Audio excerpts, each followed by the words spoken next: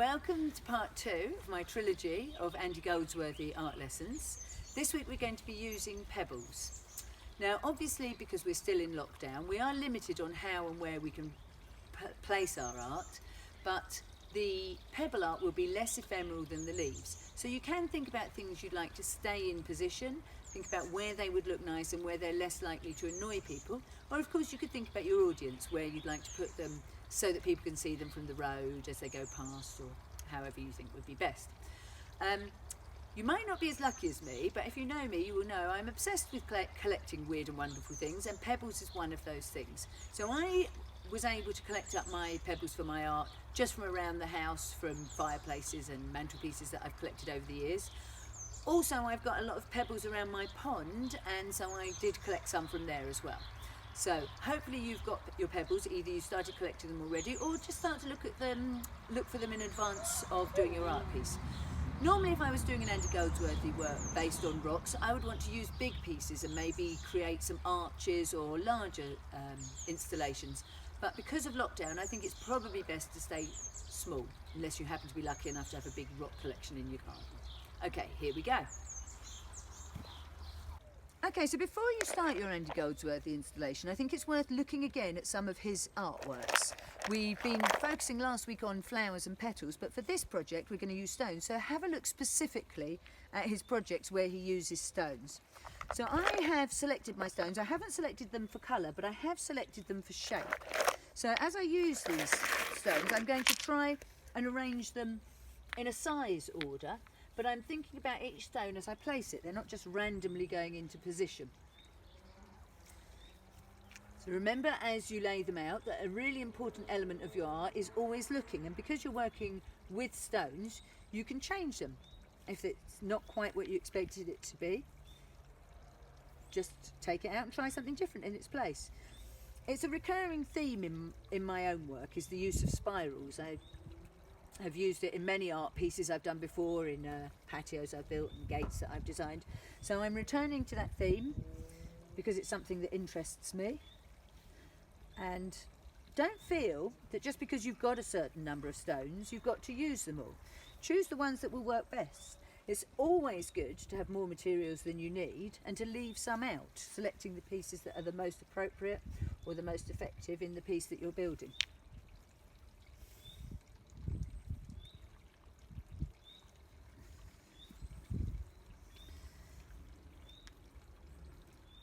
Remember that in all art, being satisfied with your work is probably the most important thing. It's not really about what other people think about it, it's whether you're satisfied with it. No piece of artwork is finished until you, the artist, are happy with it. If you're not happy with it, then you should be carrying on with it and improving it. In advance, you may want to tidy up your lawn, clear away any bits of leaf or debris that are in the way. I did that before we started the camera rolling, so it's worth thinking about. Also, you may need to think about whether you actually want to cut the grass before you start, or whether it's a good length to be working with.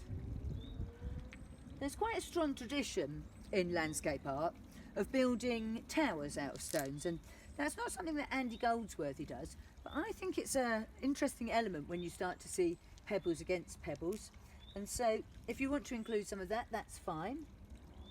Remember, you're not trying to make a reproduction of an Andy Goldsworthy, you're actually trying to make your own piece of art.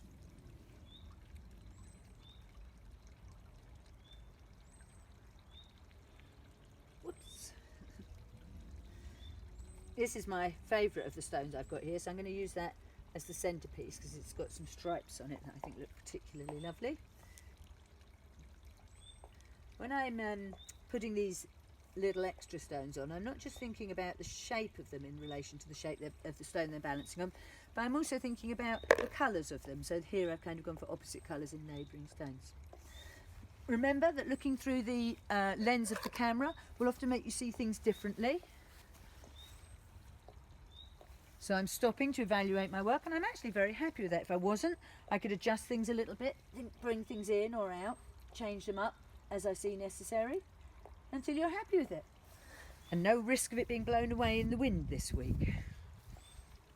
So for this installation, I've chosen a completely different location, not very far from the original one, but I'm going to build this installation on this piece of stone.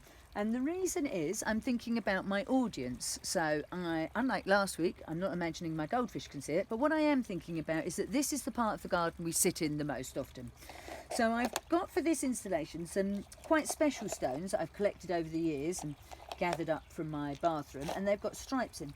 So what I want to achieve with this installation is I want to try and make the stripes in the stones become the artwork, as it were. I want them to create the pattern that makes this piece visually interesting.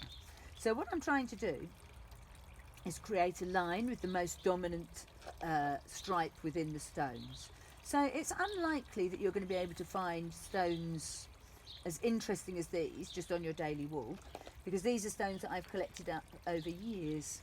But it may be that you've got something similar you can use.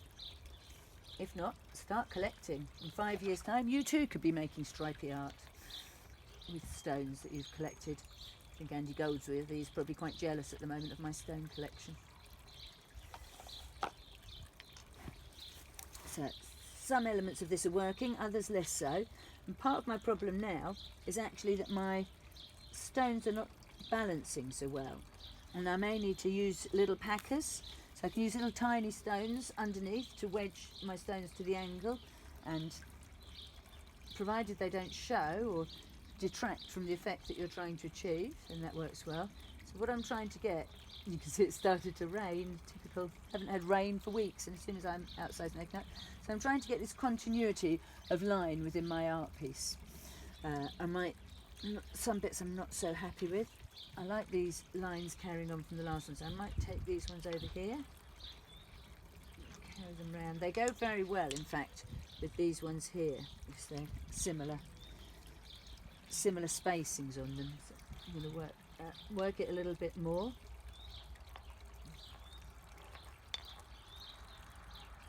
It doesn't really matter how long you spend on these. And of course it's the sort of thing, especially if it's in an area of the garden that you visit often. So I like this, the way these lines are carrying on up through that stone and then carrying on around there. So I'm pretty happy with that. This stone is possibly my least effective one, and I might even leave that one out, or maybe even rummage around for another stone that's got a stripe on it. But for now, I'm just going to close it up a little bit so I don't have to include that one, because I don't feel it was really adding to the piece. This one is obviously completely different to the others now in its colour, but I quite like it. I quite like the way it stands out in a way different to the others. So, there's going. I do think that ideally I would find another stone for this, so maybe I'll come back to this one later, hopefully with more stripes to add into it.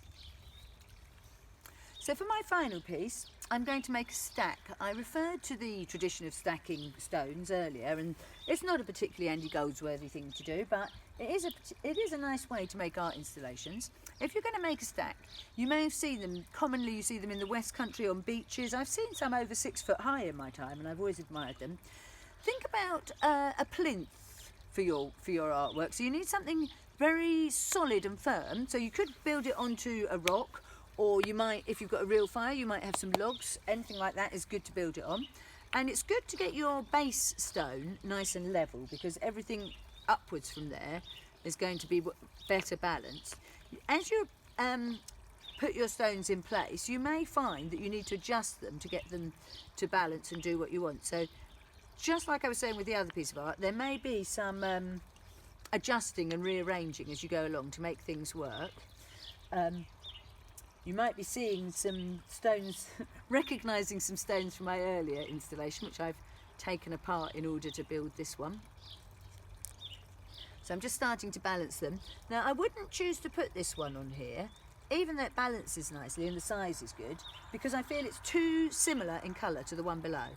So again, I'm not just choosing them for how well they balance. This is about a visual effect. So as I'm positioning them, I'm thinking about what they look as well as how well they balance, and trying to get an effect that I think looks impressive.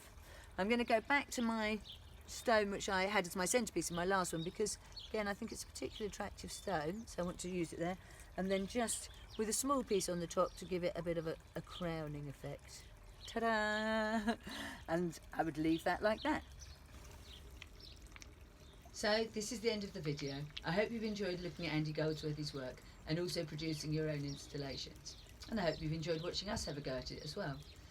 This video was aimed to be used alongside my written lessons, which are available on my website, which is www.andreafarndonsartworks.co.uk.